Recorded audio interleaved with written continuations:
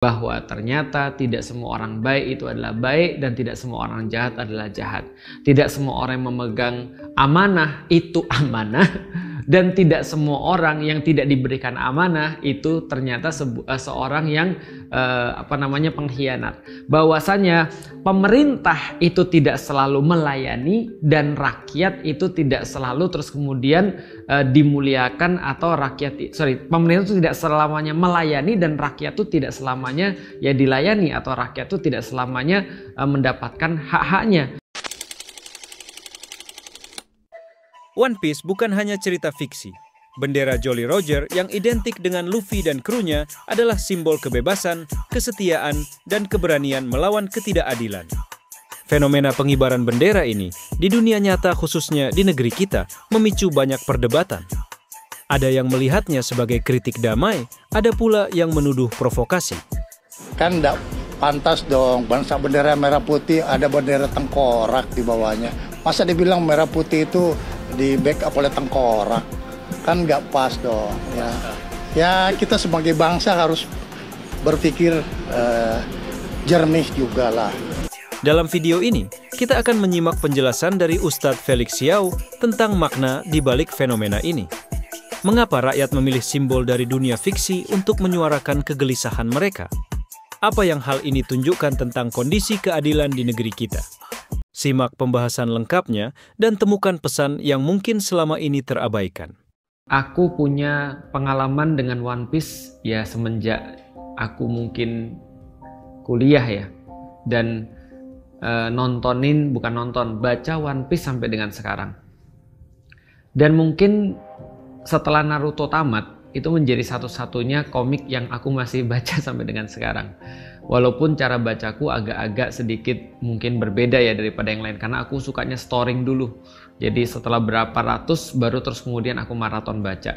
Jadi sekarang aku baru baca sampai Kaido, meskipun spoilernya udah banyak dapat ke aku. Tapi hari ini kita bukan mau bahas tentang One Piece secara teknis, makanya aku secara pribadi disclaimer dulu bahwa aku bukan paling tahu tentang One Piece, tapi ini adalah sesuatu yang menjadi seperti apa dari aku ketika aku selama ini sudah bacain dan ngerti tentang One Piece.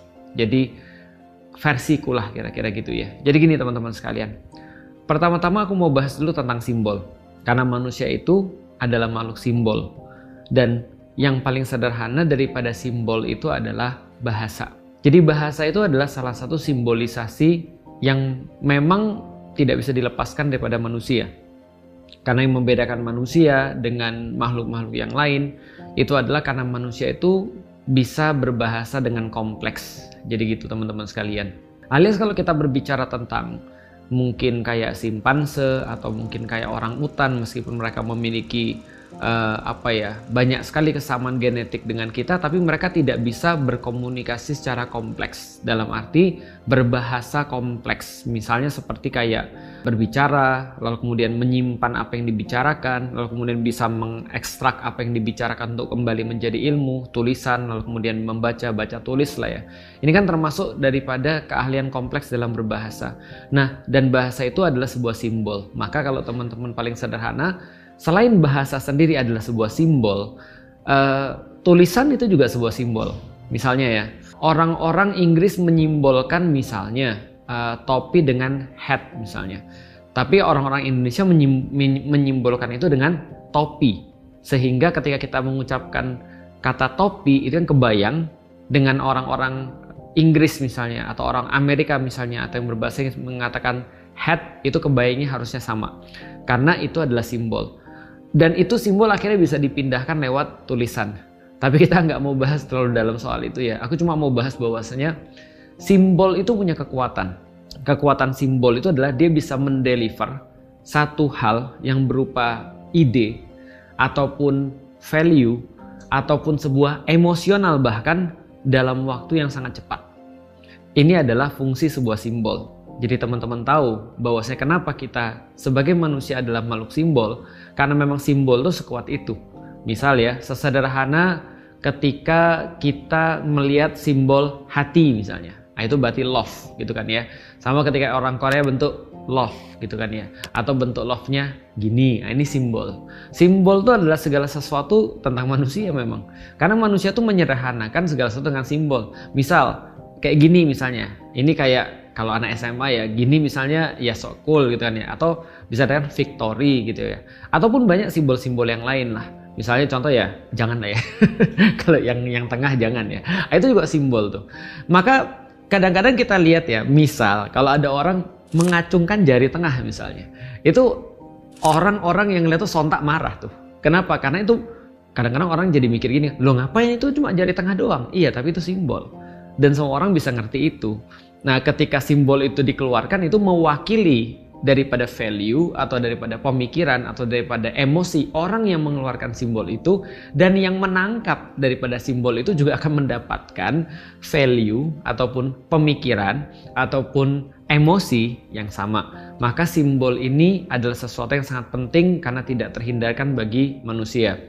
Misal, aku pas masih kecil itu karena aku nonton film Superman, bukan Superman ding, Superboy. Nah, waktu itu ya Superboy ya. Jadi untuk Superman, Superboy lah ya. Aku sering gambar simbol S di bukuku ketika lagi sekolah. Kenapa? Karena simbol S yang aku bikin itu seolah-olah mengasosiasikan aku dengan seperti apa orang atau seperti apa yang kutonton itu. Jadi kuat, matanya bisa keluar laser, bisa terbang, niupnya bisa jadi es gitu kan ya. Itu adalah mensimbolkan, membela orang-orang yang lemah. Itu simbol namanya. Jadi begitu ada orang, dia sudah terinternalisasi tentang value tertentu ataupun pemikiran tertentu ataupun keadaan emosional tertentu ketika dia melihat itu, maka dia pasti akan menggunakan simbol itu atau gambar simbol itu atau ngapainlah tentang simbol itu.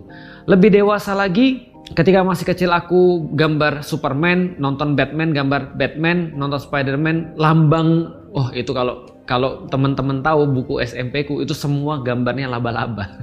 Gitu kan. Karena itu paling mudah digambar tuh, simbol laba-labanya Spiderman gitu kan ya. Nah, itu adalah aku suka tuh simbol.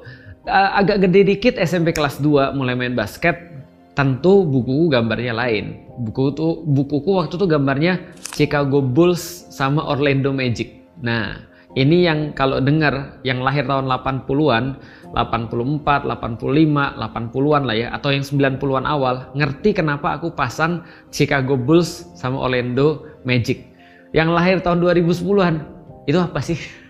Karena mereka bahkan nggak ngerti gitu kan ya, itu tim apa, itu tim NBA gitu kan ya. Tapi karena aku ingin mengasosiasikan diriku dengan nilai-nilai yang ada di Bulls, apa itu misalnya nilai-nilai yang ada di Bulls, menang mulu ketika playoff gitu kan ya, punya Michael Jordan di situ, timnya padu, warna merah yang berani itu, gambarnya banteng gitu kan ya.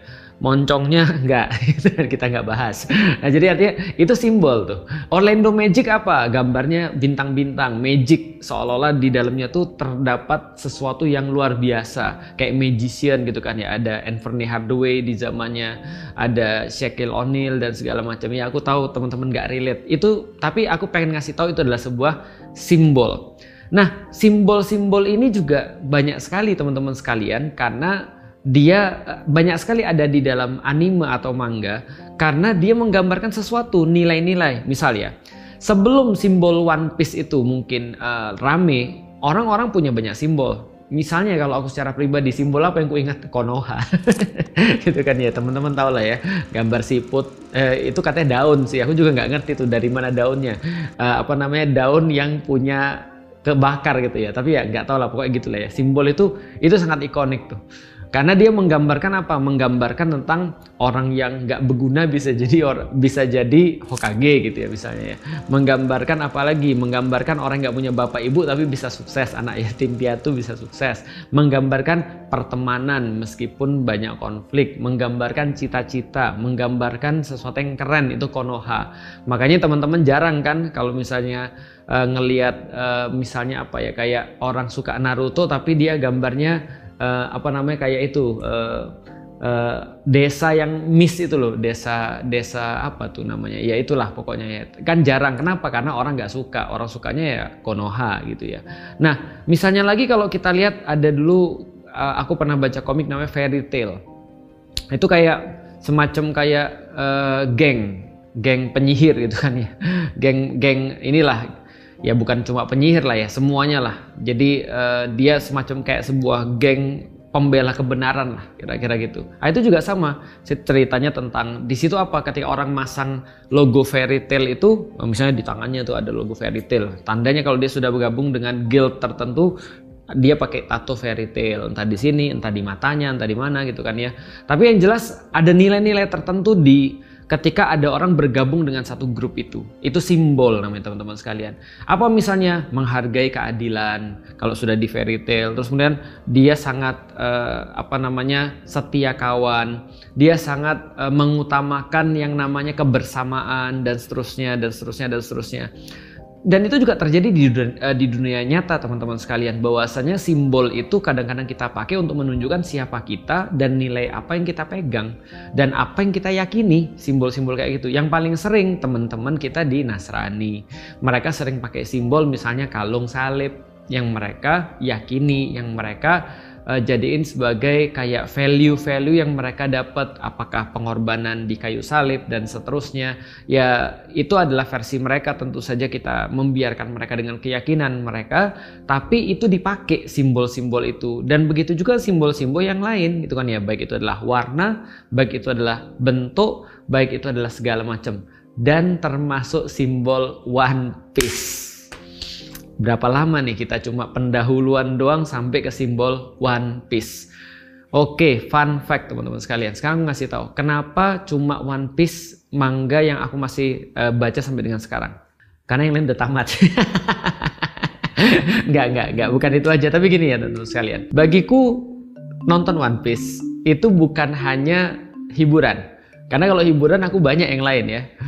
Hiburanku bisa jadi ngebully orang. Ataupun apalah, nonton ataupun apa ya.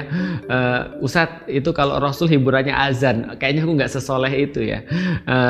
Jadi hiburan bukan hanya sebuah hiburan bagiku One Piece, tapi bagiku One Piece adalah cara yang sangat mudah untuk menunjukkan kepada orang seperti apa dunia ini bekerja. Itu cara yang paling mudah dan itu relate, bukan hanya dari Sabang sampai dengan Merauke. Itu relate dari dunia manapun, karena di dunia manapun manusia itu punya kecenderungan yang sama, manusia itu punya satu syahwat yang sama, manusia itu punya evil yang sama, ataupun juga potensi kebaikan yang sama. Di One Piece ini itu cerita yang aku dapat. Jadi bagaimana memahami dunia secara mudah. Dan karena aku perlu untuk menjelaskan kepada orang secara mudah juga, makanya cerita One Piece itu sederhana banget. Ada bocah gitu kan ya, namanya Luffy atau Ruffy atau siapalah, karena orang Jepang nggak bisa bilang L gitu ya. Luffy itu pengen jadi raja bajak laut. Ini adalah sebuah by the way, boleh nggak aku sedikit ngasih tahu ya teman-teman sekalian. Bagiku Naruto sama One Piece itu sama-sama absurd, tapi premisnya bagus. Karena Naruto itu kayak dunia ninja, sedangkan ini dunia bajak laut. Dan kita sudah tahu bahwasanya bajak laut itu pasti negatif. Tapi tiba-tiba ini ada tokoh kocak gitu kan ya. Karena kenapa kocak? Karena kapalnya pakai gentong ya. Ada satu tokoh kocak ya. Dia itu pengen jadi raja bajak laut. Dia pengen jadi raja bajak laut tapi kapalnya karam gitu kan ya. Jadi ya kocak lah pokoknya. Nah singkat cerita, Luffy ini kan sederhana. Dia pengen jadi raja bajak laut. Tapi ternyata di dalam cita-citanya itu dia harus mempelajari satu hal yang pahit. Apa sebuah pelajaran pahitnya? Bahwasanya cita-cita sederhana ingin sekedar menjadi bajak laut, dia harus memahami bahwa dunia ini bekerja seperti apa. Apa aja yang bekerja di dunia? Bahwa ternyata tidak semua orang baik itu adalah baik dan tidak semua orang jahat adalah jahat. Tidak semua orang yang memegang amanah itu amanah. Dan tidak semua orang yang tidak diberikan amanah itu ternyata seorang yang pengkhianat. Bahwasanya pemerintah itu tidak selalu melayani dan rakyat itu tidak selalu terus kemudian dimuliakan, atau pemerintah itu tidak selamanya melayani dan rakyat itu tidak selamanya ya dilayani, atau rakyat itu tidak selamanya mendapatkan hak-haknya. Dia mendapati apa lagi? Bahkan sesuatu yang lebih parah daripada itu. Dia mempelajari adanya rasisme di dunia, sehingga dalam perjalanannya itu dia harus berantem dengan orang-orang yang rasis. Dia mempelajari ada orang-orang yang ngeracunin orang lewat makanan, yang harusnya makanan itu memberikan sebuah kebahagiaan. Di tengah jalan dia mempelajari ada satu negara yang dikooptasi oleh negara-negara yang lain, gitu kan ya. Dan ternyata di atas pemerintah dunia ada pemerintahan lagi, dan di atas pemerintahan lagi itu ternyata ada orang yang mengendalikan, yang benar-benar bertentangan dengan nilai-nilai universal yang dipahami oleh manusia. Misal bahwa anak kecil itu harus dimuliakan, harus boleh bermain, itu adalah masanya mereka untuk bahagia. Ternyata ada yang dipekerjakan secara paksa, ada yang terus kemudian dikriminalisasi, ada anak-anak yang harus mengalami rasis dan seterusnya. Ini adalah terus kemudian yang dia pelajari. Dan ternyata teman-teman sekalian, apa inti daripada One Piece? Inti daripada One Piece bahwasanya sama seperti intinya dunia, yaitu orang-orang kuat itu selalu sewenang-wenang. Itu intinya sih sebenarnya. Ini adalah ada satu hal yang entah kita ada dimanapun dan kapanpun kita ada, kita selalu nggak suka sama orang yang petantang-petenteng. Kita selalu nggak bisa terima dengan orang-orang yang mereka sewenang-wenang, sesukanya, bahasa Jawanya sakkarepe. Jadi itu selalu tidak akan disukai, atau di dalam bahasa agama zolim. Ini inti daripada One Piece nih. Jadi One Piece itu berkembang daripada seorang anak yang pengen jadi raja bajak laut, ternyata dia dapat bahwasanya di dalam cita-citanya itu ternyata yang dikatakan pemerintah itu ternyata banyak melakukan kesewenang-wenangan. Oke, kita balik sedikit. Kenapa dia pengen jadi bajak laut? Sederhana, karena ada satu orang, itu kan awal cerita kan Luffy kan mau jadi raja bajak laut. Di lagunya itu ada cerita juga tuh. Ada seorang raja bajak laut, dia bilang bahwasanya dia ninggalin seluruh kekayaan, dia ninggalin seluruh popularitas, dia ninggalin seluruh terus kemudian segala macam yang dia dapat ketika dia jadi bajak laut di tempat tertentu. Itu namanya One Piece. Artinya ketika dia jadi raja bajak laut menggantikan yang sudah dieksekusi ini namanya Goldie Roger itu, maka dia akan dapat One Piece. Itu ceritanya jadi One Piece. Tapi teman-teman sekalian, yang menarik adalah yang mengeksekusi raja bajak laut ini adalah pemerintah dunia. Dan ternyata pemerintah dunia ini melakukan eksekusi itu bukan karena ngelindungin rakyatnya, tapi karena ngelindungin kepentingannya sendiri. Sampai di sini masih aman. Jadi itu tuh udah kebayang ya kenapa nih bendera One Piece itu lalu banyak diangkat kan, gitu kan. Dari sini udah paham ya. Oke, kita lanjut. Ternyata setelah perjalanan Luffy mencari One Piece dan menjadi raja bajak laut ini, dia ngumpulin kru-kru tuh semua tuh, kru-kru kapalnya itu. Dia ketemu dengan Zoro. Siapa lagi nih Zoro? Zoro ini seorang bounty hunter. Dia seorang yang mencari uang lewat nangkepin orang-orang yang punya bounty hunter, dan itu adalah para bajak laut. Tapi sayangnya dia juga dizolimi.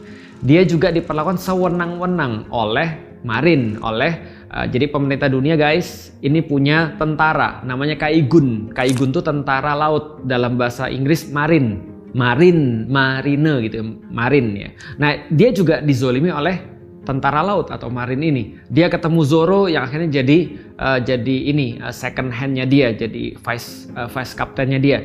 Dia ketemu misalnya Usopp yang kemudian jadi penembak jitunya. Dia ketemu juga Nami yang menjadi navigatornya. Dia ketemu juga Sanji yang jadi second man gitu. Kalau di dalam Islam tuh khalifah kan punya dua muawin gitu kan ya. Seperti kata Rasulullah, pembantuku di dunia adalah Abu Bakar dan Umar. Nah, itu kira-kira begitulah ya. Jadi ada dua pembantu. Nah, itu adalah ada Luffy, terus kemudian ada Zoro dan ada Sanji. Nah, mereka satu kapal. Ini belum yang lain-lain nanti ya nyusul ya. Nah, itu ada di dalam satu kapal, dan ternyata masing-masing itu punya cita-cita sendiri. Dan teman-teman sekalian, kalau kita lihat, ternyata memang di dalam kapal itu urusannya sama tuh mereka semua. Apa urusannya? Urusannya selain daripada mereka punya cita-cita sendiri yang berkaitan dengan One Piece. Misalnya Sanji pengen ke All Blue.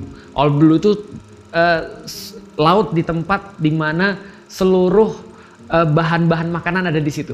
Nah, itu dia pengen membuat makanan dari bahan-bahan terbaik. Nami pengen buat seluruh peta dunia, gitu kan ya, peta dunia di One Piece. Usopp pengen ketemu bapaknya, gitu kan. Lalu kemudian ya Zoro pengen jadi pendekar pedang terkuat dan seterusnya. Nah, semua itu akan terjadi kalau mereka ketemu One Piece. Tapi kesamaan mereka yang lain adalah mereka sama-sama punya masalah sama pemerintah dunia. ada yang diperes oleh pemerintah dunia lewat preman-preman yang dipelihara oleh pemerintah dunia. Preman-preman ini punya kekuatan, mafia-mafia ini nih, namanya si Chibukai. Oke, aku tahu setiap omonganku pasti yang nonton ini langsung di-relate. Aku ngerti, iya aku tahu. Itu kayak mirip banget di negara Zimbabwe, iya benar. Nah itu terjadi tuh, mereka benar-benar punya masalah-masalah sendiri sama pemerintah dunia, baik secara langsung ataupun tidak langsung. Ada yang dizolimi, ada yang diperes, lalu kemudian Nico Robin, itu aduh, satu-satunya di antara seluruh kru itu yang menurutku ya, yang paling tragis hidupnya itu adalah Nico Robin. Kenapa? Secara anak kecil dia menghadapi kebiadaban dan perlakuan buruk terhadap anak kecil, gitu kan ya. Karena kenapa? Itu dia tinggal di satu tempat namanya Ohara. Ohara ini dibantai habis oleh Buster Call. Buster Call. Jadi dibantai habis oleh Buster Call. Jadi benar-benar dibantai habis satu pulau namanya Ohara hanya gara-gara bukan mereka itu makar, bukan mereka itu ngibarin bendera Jolly Roger atau bendera Luffy, enggak. Mereka tuh diperlakukan kayak itu, dihabisin satu pulau, tersisa cuma Nico Robin doang karena mereka punya kemampuan membaca sejarah. Ini penting nih. Makanya orang-orang di One Piece ini menjadi problem karena ya mereka punya kemampuan yang dianggap mengancam pemerintah dunia. Terus kalau Luffy ngapain? Dia kan cuma mau jadi bajak laut. Iya, masalahnya dia ada D-nya itu. Monkey D. Luffy. D itu sampai sekarang gak dibuka sama Oda Sensei yang ngarang One Piece. Tapi itu dikatakan bahwa musuh alami pemerintah dunia itu adalah orang-orang dengan titik D itu. D titik itu. Dari pembahasan ini, kita bisa melihat bahwa simbol kadang lebih dari sekedar gambar atau bendera. Ia bisa menjadi bahasa perlawanan, pesan protes, dan jeritan hati rakyat yang menginginkan keadilan. Seperti bendera Jolly Roger di One Piece, yang kini hadir di dunia nyata sebagai tanda ketidakpuasan terhadap keadaan. Sekarang, bagaimana menurut kalian? Apakah fenomena ini wajar sebagai bentuk ekspresi atau justru tidak tepat digunakan di negeri kita? Silahkan tulis pendapat kalian di kolom komentar, karena suara kalian juga bagian dari perubahan.